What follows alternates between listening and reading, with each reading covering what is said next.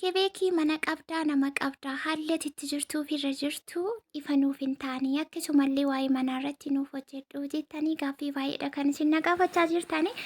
Anis immoo gaaffii keessan isinii deebisuu tutturuun koo sababa biizii ta'ee nama jechuu didee keessummaan narraa galii hin dhumne agammaallee arrallee keessummaan qabaa jechuudha. Viidiyoo gabaabduun isinii waraabee waa'ee manaa irratti guutummaa guutuutti immoo fuulduratti isinii fida. Mee viidiyoo kana laayikii gochuun jalqabaa nagaan dagannii akkam jirtu nagaa keessanii baqa jiraattanii nullee nagaa keenya jecha. Manni kun egaa kunooti isa kana fakkaata manni nuti keessa jirru manni nuti ijaarrannee kanadha galata waaqayyoo. Amma qalbiin kosii gara hojiitti gara keessummaa akkasumallee harka jarjarsuutiin fuuldura ishee xiqqoon isinii waraabee jechuudha. Irraa asumarraan dhiifa manaa godhaa yeroo itti aanu guutummaa guutuutti duubaaf keessa isaa akkasuma manni duubaan illee ni jira.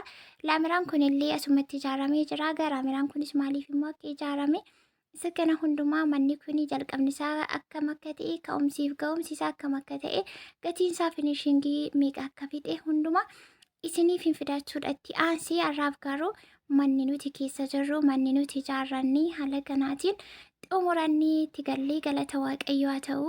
Ani yaanni karoora akkasiis hin jiru.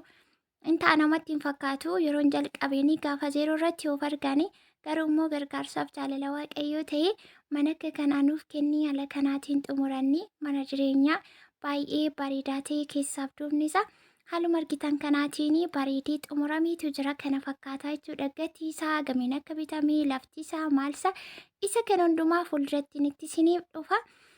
Ammaaf garuu manni nuti keessa jirru manni nuti ijaarrannee jirru kana fakkaataa jechuudha. Har'as keessummaan qabaa keessi isaa immoo kunooti isa kana fakkaata jechuudha. Keessa isaas immoo seeraan hin waraabne maaliif egaa akkuma isiniin jedhee qalbiin koo hojiitti jira ammallee keessummaan fagoodha natti dhufaa jira.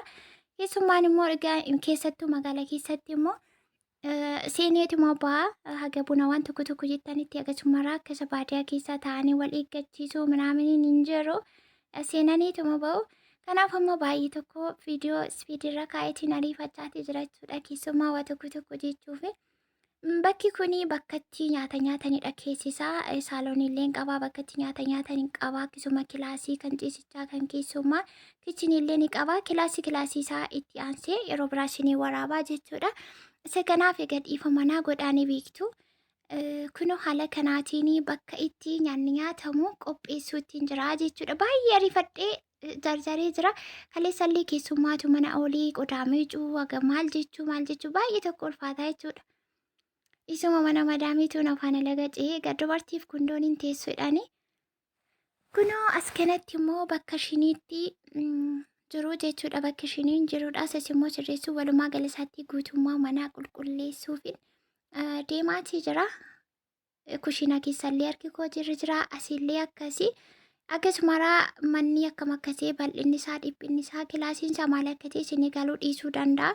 Isa kana immoo fuulduratti anaan kan na ilaallatu dhimma koo akkasuma biyya arabaa agam turtii agam teessee eessa jirta abbaa manaa qabdaa manni kee akkamii jettanii gaaffii keessan tokko ishee ta'uu biraan darbiin hin deebitti isinii deebisa. Abshiruu obsaan na eeggadha. Waa'een koo waa'ee jireenyi koo eessa akkan ka'ee eessarra akkan jiru akkam akka ture isin barsiisa waan ta'eefu anillee akkasuman ture waan ta'eefu sirriitti hordofaa viidiyoo laayikii godhaa sabiskiraayibiillee leesgoo gara 30 galla. Kunoo jala kanatti argitanii bunatu dhangala'ee jira kaleessa jechuudha. Jabanaa sittirra kaa'ee yoon gara biraatti deebi'u jabanaan immoo asiitii kana balleessitee na eedde.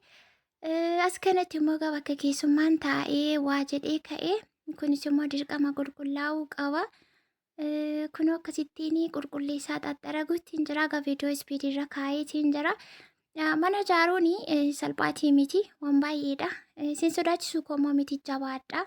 Ani haamileen isinitti horayyuu malee isin sodaachisu mallaqa keessa walitti qabaadha. Akkasuma bututtuu moofaa salbaajii irratti mallaqa keessanii fixinaan dhugaa dubbachuu fi moofaa irratti mallaqa baay'ee balleesseera. Haa ta'u garuu balleessite jedhee waaqayyo bakkeetti hin hanganne. Manuma keenyatti gallee manuma keenya keessa fataazanaa jechaa jireenya baay'ee mi'aa fi bareedaa ta'ee jiraachuu jalqabneetu jirra. Waa'ee abbaa manaa waa'ee manaa isa kanatti isiniif deebi'an ariifatiina. Walumaa galasaatti waa'een abbaa manaa dursuu hin qabu. Maaliif nuti duras kan biyyaa baanee fi abbaa manaa dhabnee miti barumsa keenya addaan kunnee kan baanee fi karoora qabna.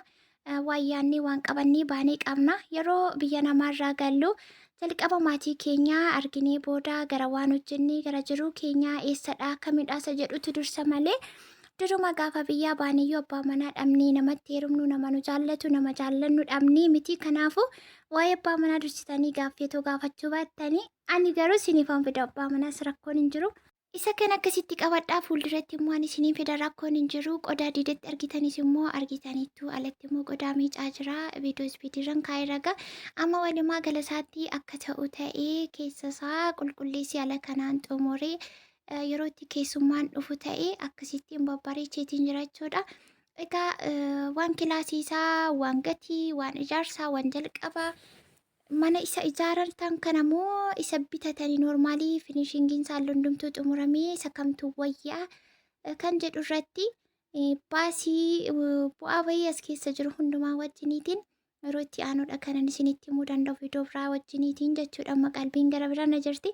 Kunoo saaloonii haala kanaatiin bareechee jira. Amma kana baay'ee bareedee akka isa dura argitanii hunkuramii sana miti.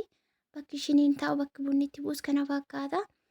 Waan dhugaatii kanaa keessummaan harka dhuqullaan dhufu keessummaan har'uma bilbilatii har'umaan dhufa hidhee kunoo kana fakkaata. Saayinaa waxiillee bitee bakka biraatti na jalaa finaan qaqqabne waanuma mana jiruutiin haala kanaan qopheessee jira. Koornisiinsaas kana fakkaata.